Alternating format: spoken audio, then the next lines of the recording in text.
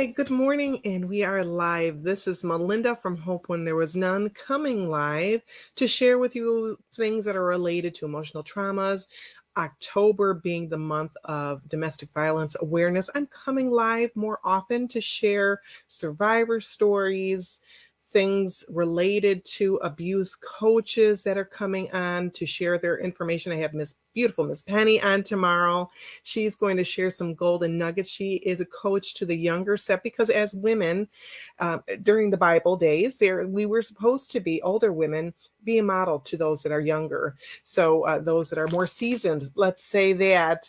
And so she does help those younger women with their struggles, their just a variety of things. I'm going to let her fill you in tomorrow, but let's talk about today. I'm also going to be on Teachable Tuesday too in the morning.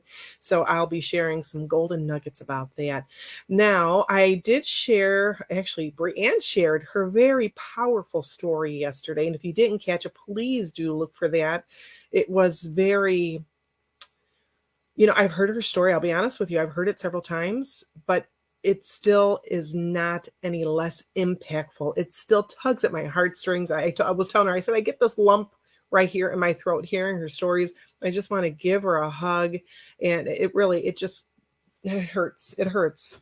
And there is someone out there right now that might be struggling with a similar story, whether it's being molested as a child, being raped by their intimate partner, or even a stranger for that matter, being sexually assaulted.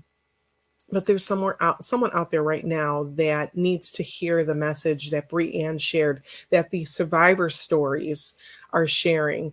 Just a variety of women that are sharing from different walks. I know them personally, different backgrounds. But unfortunately, the stories are so similar, and you will see the pattern. You might have already heard that pattern if you've watched other episodes and maybe listening to the podcast. So let's dig into Katrina's story. And thank you, Katrina, for sharing. I really appreciate it. So again, I haven't read this online. I read it by myself. I haven't read this at all. I've been taking these stories and maybe putting them in a document or taking those emails, and then I'll read them live to you. So I don't know what they're going to say. I have no idea. It's just all very raw. So just so you know that, I might stumble a little bit, but that's normal. That's just me. So let's talk about Katrina's story. Now, her story begins, I met my ex-husband when I was 16. By the time I was 19, he was controlling my behavior with his angry and jealous reactions. He punched a hole in the wall when he decided that I was late to meet him once. Then I found myself pregnant and pressured by family to marry him. And I did, because it was what my family wanted.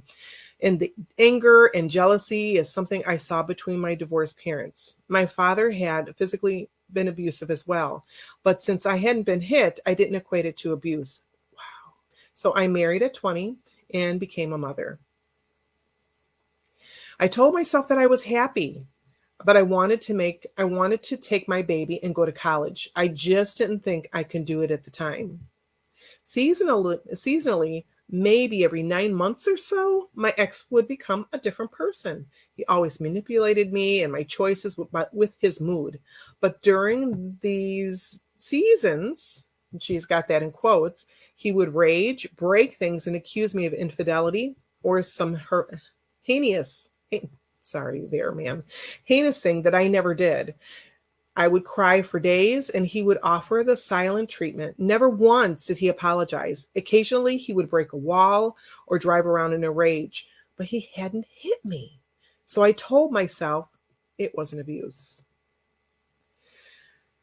I endured being controlled this way for over 20 years. He isolated me from family and friends by becoming angry anytime I spent moments with them. He accused me of having oral sex with my brother when I went to a family picnic. I don't know what I had done to bring on these moods. In 2016, my ex lost his father. My ex's moods were rageful, erratic, and unstable. My youngest son and I began to feel trapped in our home.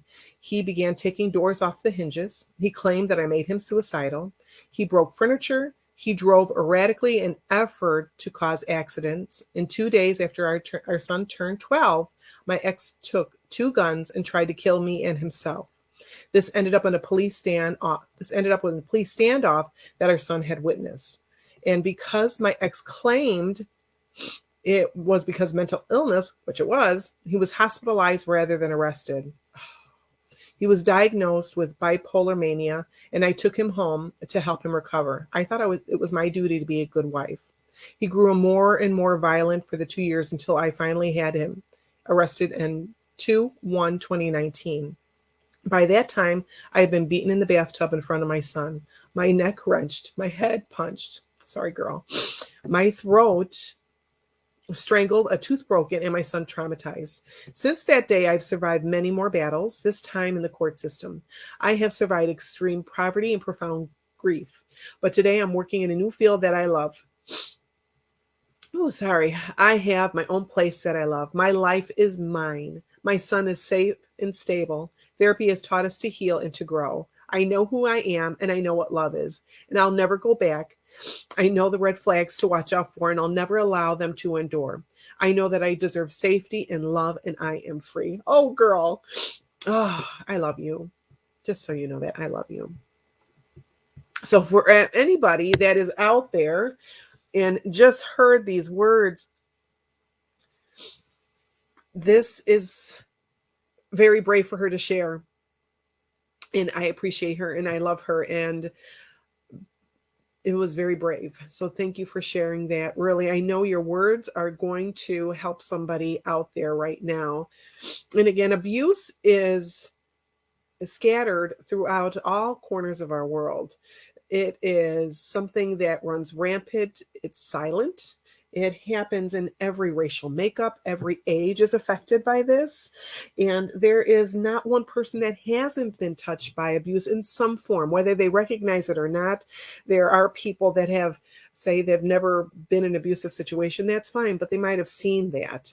But I am going to let you go. I've rambled on long enough. I hope you have a great rest of your day, and I'll see you back here tomorrow. I'll talk to you soon. Please stay safe. And if you are in an abusive relationship or a situation, there are resources I did tack down in the description. If you need to talk, by all means, message me privately. Bye.